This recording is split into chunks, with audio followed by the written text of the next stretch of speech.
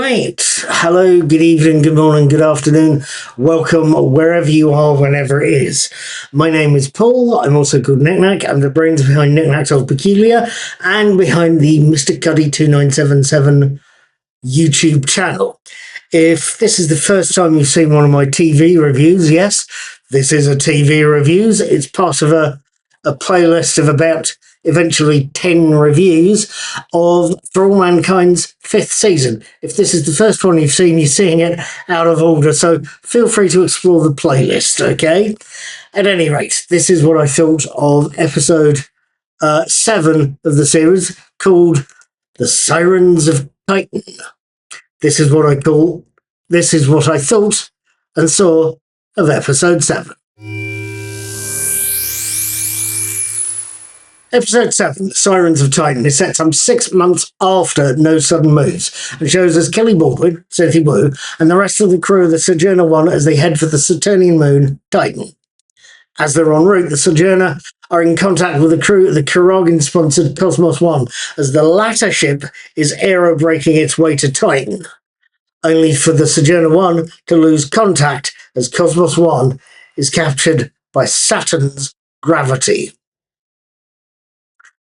After the opening credits, we're shown that Alex and Lily, Sean Kaufman and Ruby Cruz, are working in one of Happy Valley's agridomes, discussing their respective families, the loss of the Cosmos One, and Alex's upcoming birthday. Meanwhile, the interim Martian government, led by Lily's father Miles, Toby Kebbell, is having one of its regular cabinet meetings, wondering where the remaining Martian peacekeepers have vanished to, wondering exactly how much they've got left in the way of rations, about 2 months, and wondering, 3, exactly how to get those colonists who no longer want to remain on Mars back to Earth. Whilst Miles and the council talk, Dev Aisha, Peter Gafiji, is dealing with Sheriff James McWafford, who's been organising the theft of Happy Valley's increasingly rare medical supplies. Dev wants a bargaining chip. We also see Governor Polovanov, Costa Ronin, is facing his own problems. He's single, as his wife has gone back to Earth and publicly denounced him, but also giving him a secret message slipped past the KGB by an unsuspecting camera crew. With everything else that's happening, the fact that Lily's organised Alex's birthday party is almost incidental. Pointless or otherwise, the party goes well until someone notices a crack in the ceiling. Now, what did I see in this episode? What did I see in an episode that shows us quite a lot? Let's start with that cold opening, shall we? It shows us the 2 ships heading for Titan, and then shows us the effect on the surviving crew when the other is lost.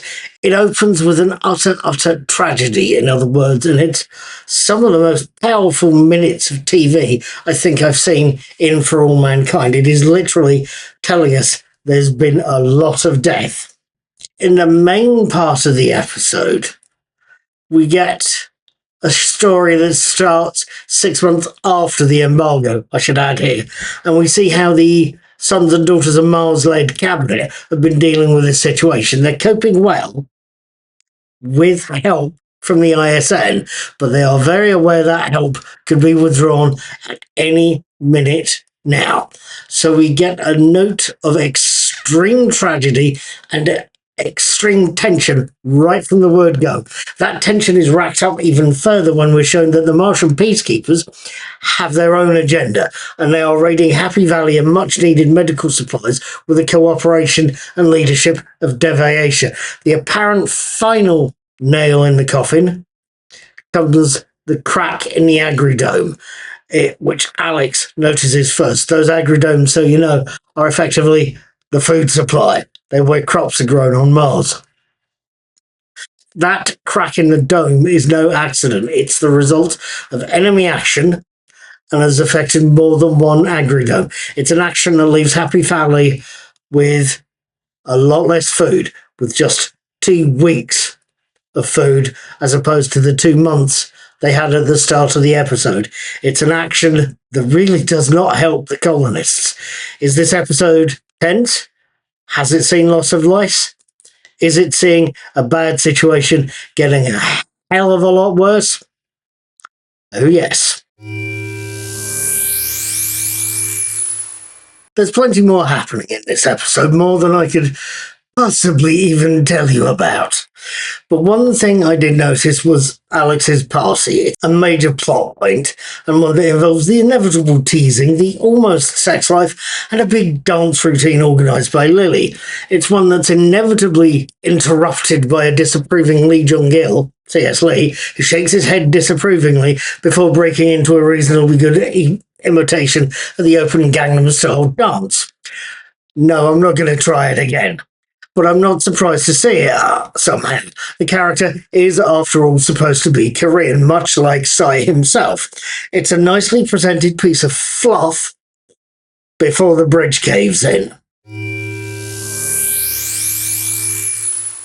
So, what did I think of this episode of The Sirens of Titan? I think it's almost obligatory to say this. For All Mankind is a very good series indeed, one that's a very good mix of both human and political drama. The Sirens of Titan is carrying on that tradition with the saddest of cold opens, a main story that really is truly tense, and a suitably happy ending that will last until the next episode. I will be watching that one next week, and I hope you'd like to join me for this review. Right, with all of that lot said, done, dusted, and swept under the carpet, that is where I'm going to be leaving things, having watched a very tension-filled episode. I will be watching the next one, Brave New World, on Tuesday, and will hopefully have my review published by the following Thursday. I'm looking forward to see this episode, to see if the episode is as upbeat as the title suggests, whilst being very aware the Huxley novel of the same name is quite dark. At any rate, in the meantime, feel free to subscribe to my YouTube channels. Feel free to tip. I'll have the link in the comments and in the corner there. And if you've enjoyed what I'm doing, feel free to try the daily teasers and feel free to come back next week. I will see you then. Have fun, take care, be good, and be seeing you.